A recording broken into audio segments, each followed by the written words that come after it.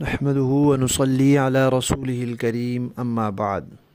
ترجمے والے قرآن پاک کا صفحہ نمبر 1047، 28واں پارہ، سورہ طلاق، دوسرا رکوع، آیت نمبر 8 تا 12۔ اعوذ باللہ من الشیطان الرجیم، بسم اللہ الرحمن الرحیم۔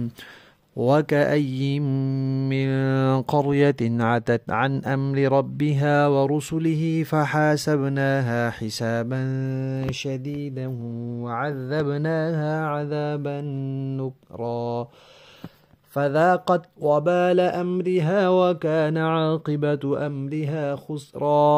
أعد الله لهم عذابا شديدا فاتقوا الله يا أولي الألباب الذين آمنوا قد أنزل الله إليكم ذكرا رسولا يتلو عليكم آيات الله مبينات ليخرج الذين آمنوا وعملوا الصالحات من الظلمات إلى النور ومن يؤمن بالله ويعمل صالحا يدخله جنات تجري من تحتها الأنهار خالدين فيها أبدا قد أحسن الله له رزقا۔ الله الذي خلق 7 سماوات ومن الأرض مثلهن يتنزل الأمر بينهن لتعلموا أن الله على كل شيء قدير وأن الله قد أحاط بكل شيء علما۔ صدق اللہ العظیم۔ گزشتہ آیات میں اللہ تعالیٰ نے طلاق کی عدت کے اور اس میں نان نفقے کے احکامات بیان فرمائے اور فرمایا کہ یہ اللہ کی حدود ہیں، ان کی خلاف ورزی نہ کرو۔ اگر کوئی خلاف ورزی کرے گا تو اللہ تعالیٰ اس سے ناراض ہوں گے، اور جس سے اللہ تعالیٰ ناراض ہوتے ہیں پھر اسے سزا دیتے ہیں۔ تو اب سزا کا تذکرہ ہے کہ پہلے بھی کتنی امتیں، کتنی قومیں، کتنی بستیاں ایسی گزریں کہ انہوں نے اپنے رب کے حکم کی نافرمانی کی، سرکشی کی۔ اللہ فرماتے ہیں پھر ہم نے حساب لیا، ہم نے پکڑا اور سخت پکڑ کی ہم نے، اور عذاب دیا ہم نے، عذاب بھی نرالا۔ ایسی ایسی سزائیں دی جو اس سے پہلے کسی نے نہ دیکھی تھی نہ سنی تھی، ایسا عذاب دیا۔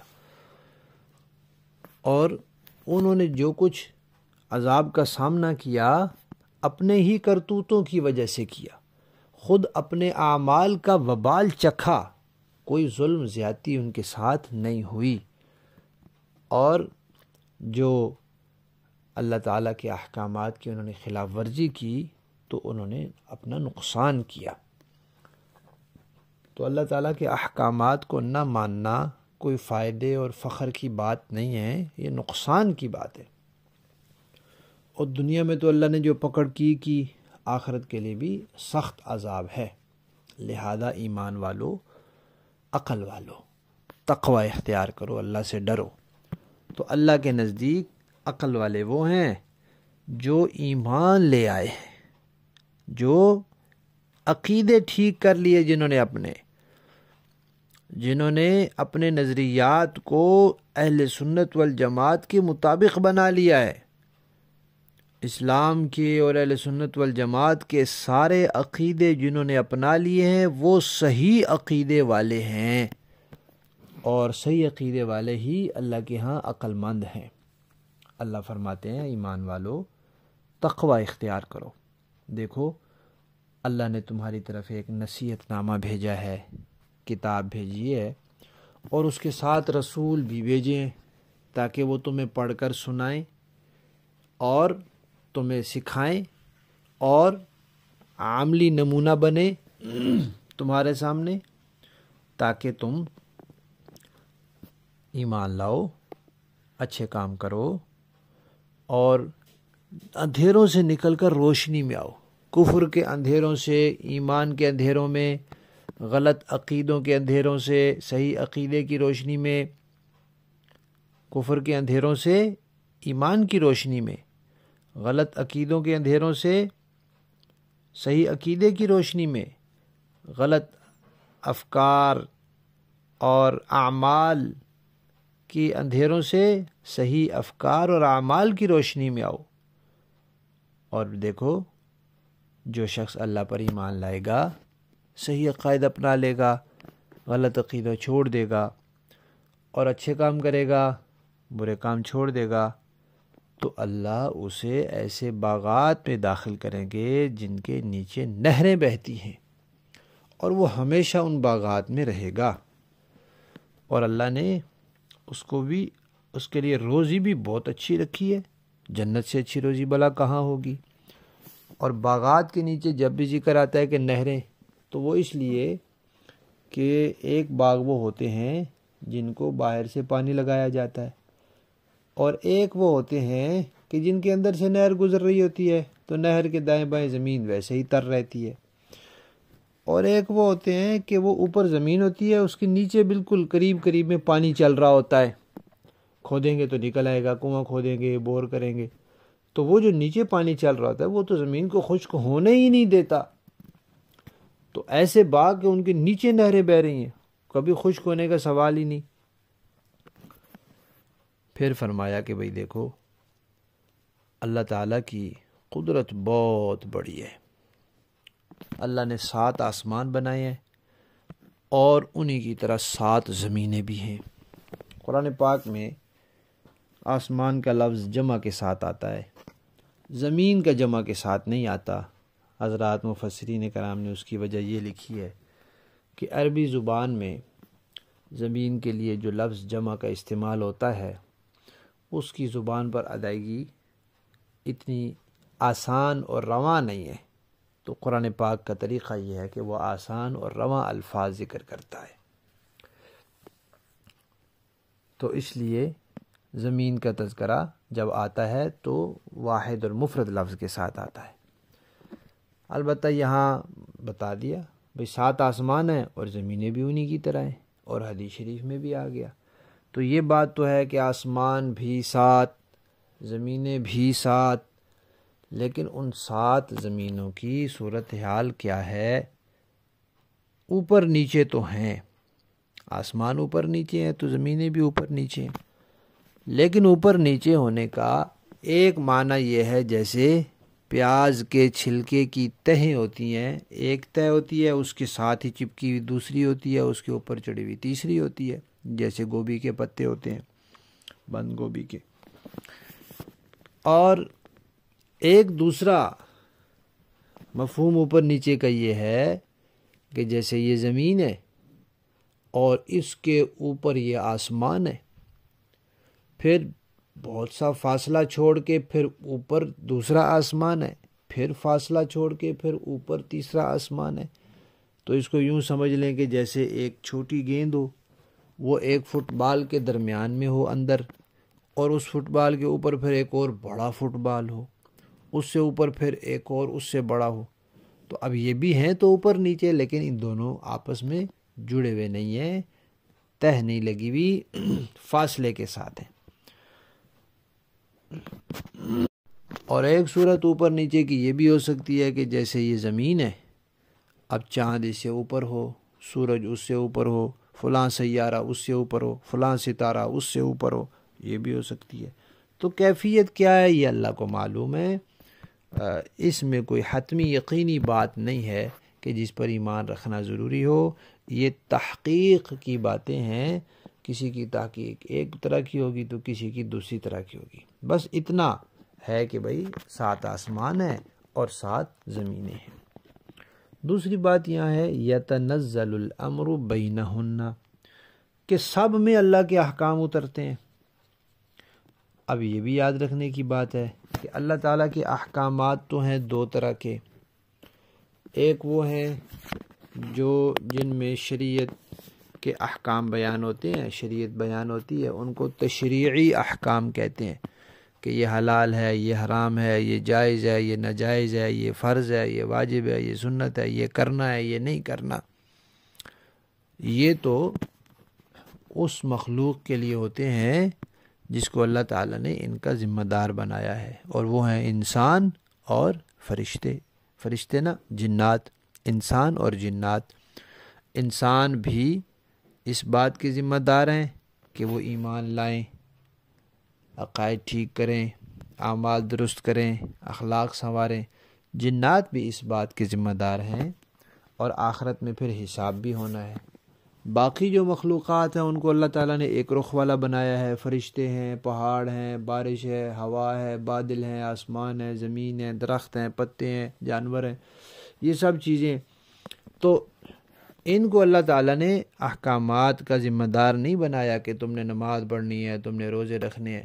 اور ان میں سے جن کو اللہ کا حکم ہوتا ہے وہ وہی کام کرتے ہیں، اس کے خلاف کر ہی نہیں سکتے. سورج کو اللہ نے جس طرف چلنے کا کہا ہے اس نے ادھر ہی چلنا ہے، دوسری طرف چل ہی نہیں سکتا. ان کے اندر نافرمانی کا ہے ہی نہیں حساب کتاب. لیکن انسان کے اللہ نے اختیار دیا ہے، تو اس اختیار کو استعمال کر کے کبھی وہ اللہ کی فرما برداری کر دیتا ہے تو کبھی نافرمانی کر لیتا ہے. تو ایک تو یہ احکامات ہوتے ہیں، اور دوسرے احکامات ہوتے ہیں اللہ تعالیٰ کے جن سے دنیا کا نظام چلتا ہے. بارش ہونی ہے، ہوا چلنی ہے، قحط آنا ہے، سیلاب آنا ہے، اور گرمی ہونی ہے، سردی ہونی ہے، کسی کی موت آنی ہے. یہ سب اللہ تعالیٰ کے احکامات ہیں جن سے نظام چلتا ہے دنیا کا. تو ان کو کہتے ہیں تکوینی احکامات. تو تکوینی احکامات تو سب آسمانوں کے لیے ہیں، سب زمینوں کے لیے ہیں، اس میں تو کوئی اشکال کی بات ہی نہیں ہے. سب ستاروں کے لیے، سب سیاروں کے لیے، سب کے لیے ہیں، سب سمندروں کے لیے، سب کے لیے تکوینی احکامات ہیں. اور تشریعی احکامات، شریعت والے احکامات، حلال حرام جائز ناجائز کے احکامات، یہ تو صرف ان کے لیے ہوں گے جو ذمہ دار ہیں. ذمہ دار کو کہتے ہیں مکلف ہیں. تو اگر باقی زمینوں کے لیے بھی تشریعی احکامات ہیں تو اس کا مطلب ہے باقی زمینوں پر بھی اللہ کی کوئی مخلوق ہوگی، انسان ہوں گے، جنات ہوں گے، ہوگی جو ذمہ دار ہیں کرنے والے. اور اگر باقی مخلوق نہیں ہے تو پھر وہاں صرف تکوینی احکامات ہوں گے. تو یہاں تو صرف اتنا فرمایا ہے کہ بھئی اللہ تعالیٰ ان کے درمیان اللہ کا حکم اترتا ہے. کون سا حکم اترتا ہے یہ نہیں بتایا، اس لیے اس میں بھی کوئی یقینی بات نہیں ہے. بس یہ تم جان لو کہ اللہ تعالیٰ ہر چیز پر قدرت رکھنے والے ہیں، اور ہر چیز اللہ کے علم میں ہے. کوئی چیز اللہ کے علم سے باہر نہیں، کوئی چیز اللہ کی قدرت سے باہر نہیں. جب اللہ کے علم سے باہر بھی نہیں اور اللہ کی قدرت سے باہر بھی نہیں تو تمہاری کوئی نافرمانی، تمہاری کوئی اللہ کے حکم کی خلاف ورزی بھی اللہ کی نہ علم سے باہر ہے نہ قدرت سے باہر ہے. وہ جانتا بھی ہے اور اس کے مطابق تمہارے ساتھ معاملہ بھی کرے گا. لہذا تم اللہ کی حکم عدولی میں پکڑے نہ جانا، آخرت برباد نہ کر لینا، دنیا میں اپنے آپ کو سزا کا مستحق نہ بنا لینا. یہ قرآن نصیحت نامہ ہے، یہ رسول اس کے معلم ہیں اور اس پر عمل کر کے دکھانے والے ہیں. ان دونوں کا دامن پکڑ لو تو تم کامیاب ہو جاؤ گے، اور اگر نہیں تو پھر منہ کی کھاؤ گے. لفظی معنی دیکھیے، وَكَأَيِّن، اور کتنی ہی، یہ بہت سی، من قریۃ، بستیاں، عتت، سرکشی کی، عن امر ربها، اپنے پروردگار کے حکم سے، ورسلی، اور اس کے رسولوں کے حکم سے. تو رسول کا حکم ماننا بھی ضروری. فحاسبناہا، تو حساب لیا پھر ہم نے ان بستیوں کا، یعنی ان بستی والوں کا. حساباً، کیسا حساب؟ ایسا حساب، شدیداً، سخت حساب. اور جس کو اللہ سخت کہہ رہے ہیں، وعذبناہا، اور ہم نے عذاب دیا ان کو. عذاباً، عذاب نکرا، نرالا عذاب، اوپرا عذاب، ایسا عذاب جو نہ دیکھا نہ سنا. فذاقت، تو پھر چکھا انہوں نے. وبال، وبال امرہا، اپنے کرتوتوں کا. وکانا، اور ہوا، عاقبت، انجام، امرہا، ان کے کام کا، خسرا، نقصان، انجام کار ان کو نقصان ہی اٹھانا پڑا. اعد اللہ، تیار کر رکھا ہے اللہ نے لہم ان کے لیے عذاباً شدید سخت عذاب. تو اس سے بچنے کے لیے کیا کرو؟ فاتقوا اللہ اللہ سے ڈرو. یا اولی الالباب اے عقل والو الذین آمنوا جو ایمان لے آئے ہو. قد پکی بات ہے انزل اللہ اللہ نے اتارا الیکم تمہاری طرف ذکرن ایک نصیحت نامہ رسولاً اور رسول یتلو جو پڑھ کر سناتے ہیں علیکم تمہارے سامنے آیات اللہ اللہ کی آیات مبینات کھلم کھلی واضح صاف صاف لیخرج تاکہ وہ نکالیں الذین آمنوا ان لوگوں کو جو ایمان لائے وعملوا اور کام کیے انہوں نے الصالحات اچھے من الظلمات اندھیروں سے الی النور روشنی کی طرف ومن یؤمن اور جو ایمان لائے گا باللہ اللہ پر وَيَعْمَلْ صَالِحًا اور عمل کرے گا اچھے يُدْخِلْهُ اللہ داخل کرے گا اسے جنات باغات میں تجری جاری ہیں بہتی ہیں من تحتہا ان باغات کے نیچے الانہار نہریں خالدین ہمیشہ رہیں گے فیہا ان میں ابدا ہمیشہ ہمیشہ خالدین ہمیشہ رہیں گے فیہا ان باغات میں ابدا ہمیشہ ہمیشہ. قد پکی بات ہے احسن اللہ بہت اچھی رکھی ہے اللہ نے لہو اس کے لیے رزقا روزی. اللہ الذی اللہ ہی وہ ذات ہے خلقا پیدا کیا جس نے 7 سماوات آسمانوں کو ومن الارض اور زمینیں بھی مثلہن انہی آسمانوں کی طرح یتنزل اترتا ہے الامر اللہ کا حکم بینہن ان سب میں لتعلموا تاکہ لوگ جان لیں تم جان لو تمہیں معلوم ہو جائے ان اللہ کہ اللہ تعالیٰ علی کل شیء ہر چیز پر قدیر قدرت رکھنے والا ہے. وان اللہ اور اللہ تعالیٰ قد احاط اس نے احاطہ کر لیا ہے بکل شیء ہر چیز کا علماً علم کے اعتبار سے. با محاورہ دیکھیں جی. وَكَأَيٍّ مِّن قَرْيَةٍ عَتَتْ عَنْ أَمْرِ رَبِّهَا وَرُسُلِهِ فَحَاسَبْنَاهَا حِسَابًا شَدِيدًا وَعَذَّبْنَاهَا عَذَابًا نُكْرًا اور کتنی بستیاں ایسی ہیں جنہوں نے اپنے پروردگار اور اس کے رسولوں کے حکم سے سرکشی کی تو ہم نے ان کا سخت حساب لیا اور انہیں سزا دی ایسی بری سزا جو انہوں نے پہلے کبھی نہ دیکھی تھی. فَذَاقَتْ وَبَالَ أَمْرِهَا وَكَانَ عَاقِبَةُ أَمْرِهَا خُسْرًا چنانچہ انہوں نے اپنے اعمال کا وبال چکھا اور ان کے اعمال کا آخری انجام نقصان ہی نقصان ہوا. اعد اللہ لهم عذابا شدیدا فاتقوا اللہ یا اولی الالباب الذین آمنوا قد انزل اللہ الیکم ذکرا. اور آخرت میں اللہ نے ان کے لیے ایک سخت عذاب تیار کر رکھا ہے لہذا اے عقل والو جو ایمان لے آئے ہو اللہ سے ڈرتے رہو. اللہ نے تمہارے پاس ایک سراپا نصیحت بھیجی ہے رسولا یتلو علیکم آیات اللہ مبینات لیخرج الذین آمنوا وعملوا الصالحات من الظلمات الی النور اور رسول جو تمہارے سامنے روشنی دینے والی اللہ کی آیتیں پڑھ کر سناتے ہیں تاکہ جو لوگ ایمان لائے ہیں اور جنہوں نے نیک عمل کیے ہیں ان کو اندھیروں سے نکال کر روشنی میں لے آئیں.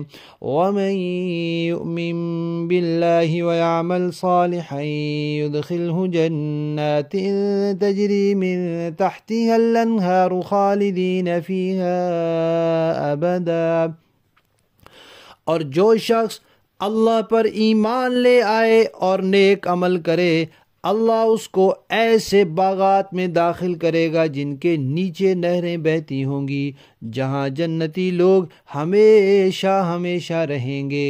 قد احسن اللہ الیکم رزقا قد احسن اللہ لہ رزقا اللہ نے ایسے شخص کے لیے بہترین رزق طے کر دیا ہے.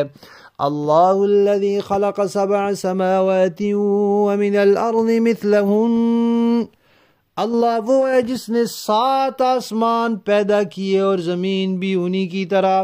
یتنزل الامر بینہن لتعلموا ان اللہ علی کل شیء قدیر وان اللہ قد احاط بکل شیء علما. اللہ کا حکم ان کے درمیان اترتا رہتا ہے تاکہ تمہیں معلوم ہو جائے کہ اللہ ہر چیز پر پوری قدرت رکھتا ہے، اور یہ کہ اللہ کے علم نے ہر چیز کا احاطہ کیا ہوا ہے. صدق اللہ العظیم.